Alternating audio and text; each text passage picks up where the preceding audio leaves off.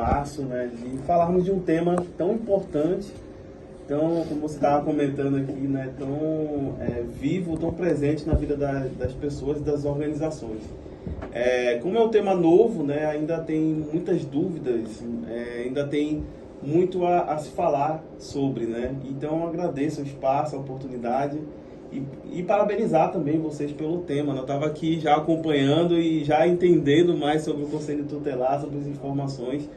E esse conteúdo é extremamente relevante para a nossa vida, para a sociedade e para todos, né? Entender um pouquinho. Então, parabéns pelo programa e pela linha também editorial que vocês trazem. É muito bacana. Obrigado. Vamos começar perguntando, né? Por favor, Duda. Sobre o que é Os olhos de LGPD. Duda brilham, viu? Eu, São temas importantíssimos. eu já fiz um mini curso em 2020, logo quando começou, porque eu sou assim. No início. No início. Quando começa as coisas, eu fico assim, o que é isso? Aí vou lá pesquisar.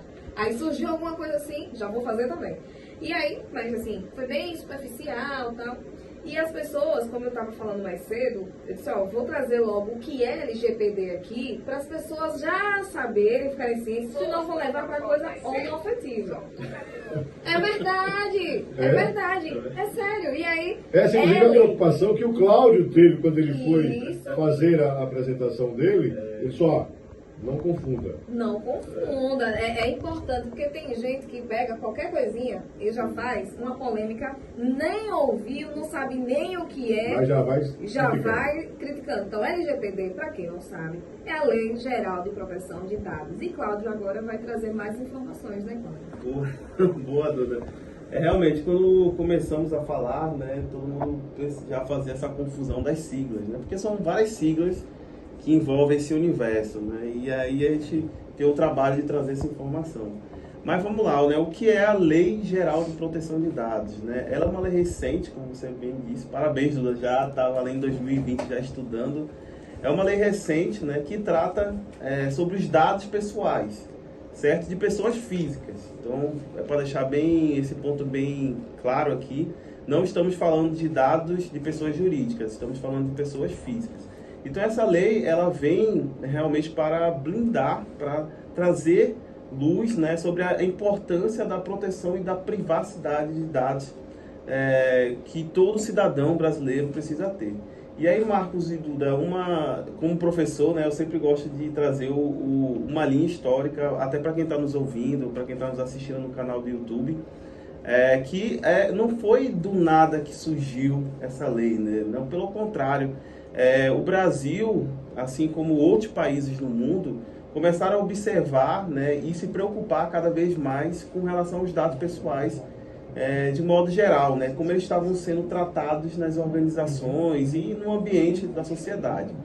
E no Brasil, só para exemplificar aqui, né, tivemos, por exemplo, o Marco Civil da Internet, depois tivemos aí a Lei Carolina Dickmann, enfim... E aquela lei do nudes. Lei do nudes. Aquela situação. As leis recebem apelido no Brasil. As leis recebem apelido no Brasil. E explicando essa lei, ela surgiu a partir daquele episódio que aconteceu com Carolina Dickmann, e as imagens, né, do corpo dela foram vazadas. Isso. E aí o Congresso foi lá e aprovou. Isso, perfeito, perfeito.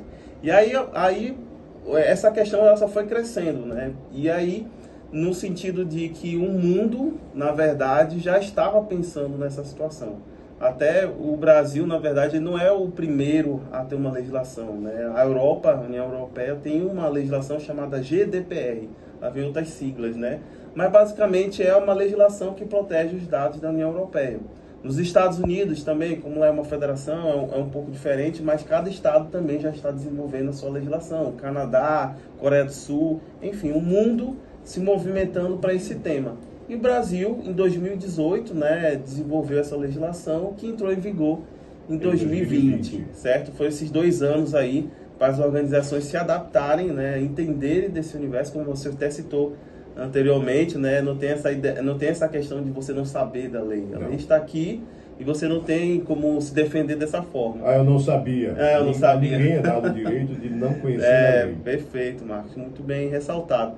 E aí, em 2020 ela entrou em vigor e hoje faz parte da vida. A legislação é bem clara, né? Ela diz que tanto pessoas físicas quanto jurídicas precisam se adequar à legislação.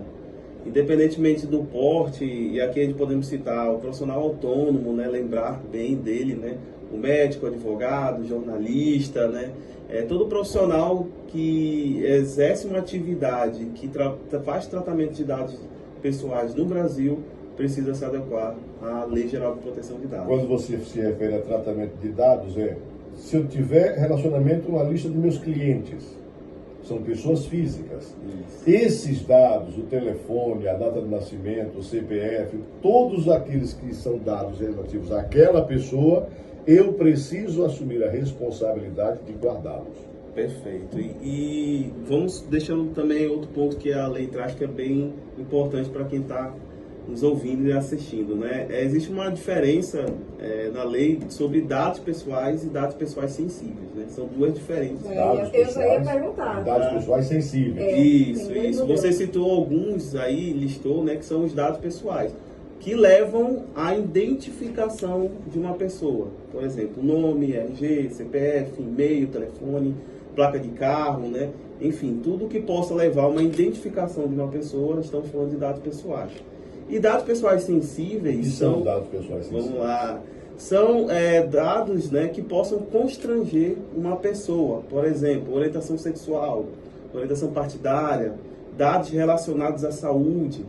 E aí, por que é importante deixar isso claro? Porque, assim, independentemente do porte, né, aquele profissional que trabalha, que faz o tratamento, né, que manipula, vamos dizer assim, os dados pessoais sensíveis, ele tem uma preocupação ainda maior, que a legislação deixa claro. Se tiver um vazamento de dados de um CPF ou um RG é uma coisa, mas se tiver um vazamento de dados, por exemplo, de um atestado médico, de um exame, de algo que possa constranger ainda mais aquela pessoa. Uma foto ou vídeo de uma cirurgia, por exemplo. Meu Deus do céu, esse aí.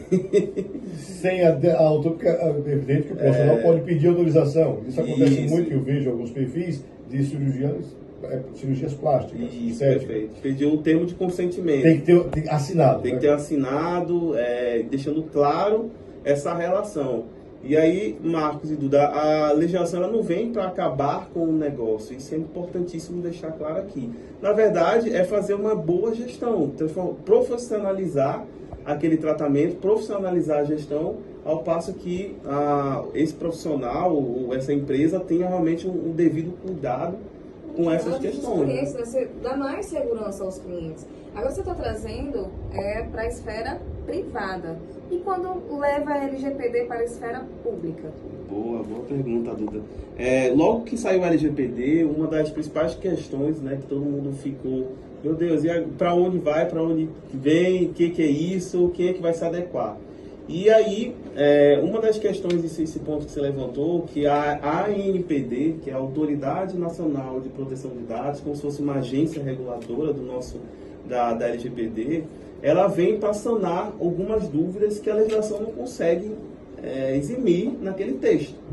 Então, uma das coisas que ela deixou bem clara é que as organizações, aí eu estou falando de um conceito mais amplo, são as organizações do Brasil. E uma delas é o poder público. O poder público precisa se adequar.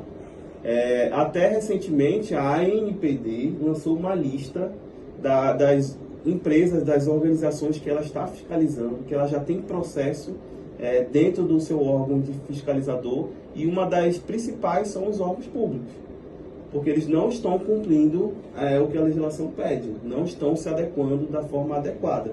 E aí, Duda, entra também num debate, né, condomínios, que muita gente achou que os condomínios não iam entrar, mas entram dentro da questão da LGPD, o poder público, né? Enfim, tudo que lidar com dados, tudo que lidar com dados pessoais vai ter que passar por esse crime. A doutora Laura Stephanie, que fez uma participação também, ela é advogada, especialista em direito digital e DPO. Ela fez uma revelação de que hoje, nas principais reclamações, no topo, aliás, das reclamações judiciais, envolvendo o consumidor, envolvendo pessoas, está esse tipo de reclamação. Então, assim, é importante que as empresas tenham um departamento, quando for possível construir um departamento que tenha um profissional. que esteja especializado nessa proteção, ou seja, para orientar mesmo, né? Isso, Marcos. O mais importante, né, que a gente comenta é que hoje a privacidade, a proteção de dados, ela deixou de ser um tema.